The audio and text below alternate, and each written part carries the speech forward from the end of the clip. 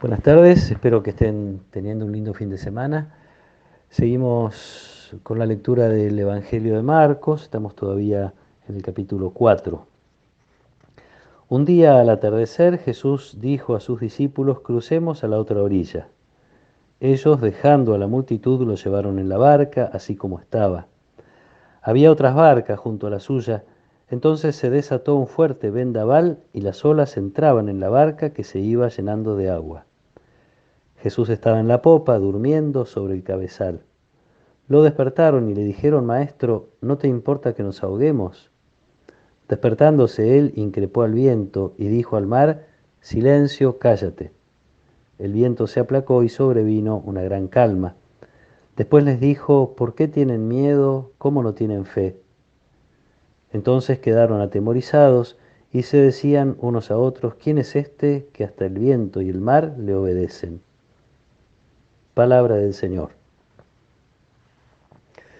Es difícil no recordar el comienzo de la pandemia, aquella oración que hace prácticamente en soledad el Papa, una noche lluviosa en la Plaza San Pedro, donde toma esta situación del Evangelio para leer la dificultad que la humanidad enfrentaba con tantos temores, hablando de la presencia de Jesús también, como nos relata ahora el Evangelio, a veces aparentemente durmiendo o ausente o ignorando las dificultades por las que atravesaban los discípulos, por las que atraviesa muchas veces la iglesia. Así se interpretó desde siempre esta comunidad de los discípulos en la barca es la iglesia, a quien Jesús les había dicho vayan, y ahora los invita a cruzar a la otra orilla como una invitación a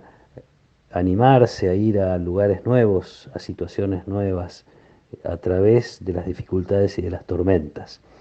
Los milagros que nos cuenta Marcos, donde Jesús vence el mal, después expulsará un demonio, Jesús manifiesta, o en Jesús se manifiesta el poder de este reino que Él viene anunciando. El reino de Dios actúa a través de Jesús, que vence el mal, vence al demonio, vence la enfermedad, vence a la misma muerte.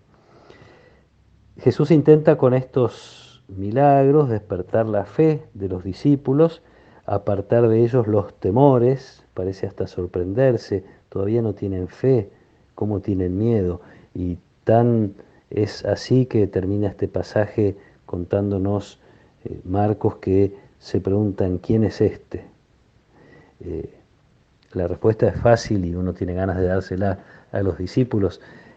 Aquel que tiene poder sobre las aguas en la creación y que tantas veces a lo largo de la historia ha manifestado Dios su poder frente a los males representados muchas veces en el mar, en el agua, en las tempestades. Este es Dios, esa es la respuesta que hay que darle a los discípulos, que tardarán en entenderla, pero que finalmente la van a entender. La iglesia avanza entre dificultades, en medio del mundo, intentando anunciar el reino.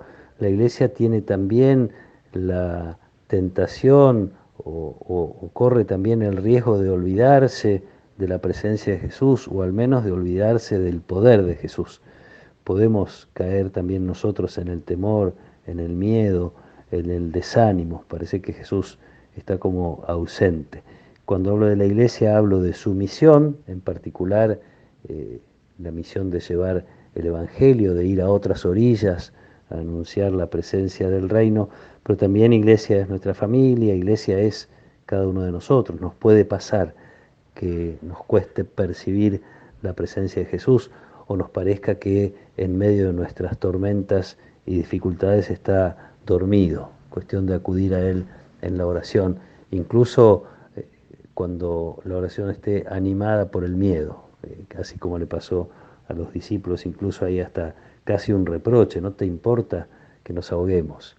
Un acto de fe muy profundo, en definitiva, que también nosotros podemos hacer en la medida en que vamos descubriendo que nos cuesta ver esa presencia suya en la medida en que las dificultades, las tormentas nos asustan. Entonces, mirar a este Jesús que finalmente se despierta, que increpa con su poder al viento y al mar y los calma, es de algún modo mirar a Jesús que se despierta de la muerte, es Jesús que duerme 3 días en el sepulcro y vuelve victorioso habiendo vencido a la muerte. Y curiosamente, en muchas de las apariciones de Jesús resucitado a sus discípulos, la invitación que les hace es muy parecida a esta: no teman, no tengan miedo.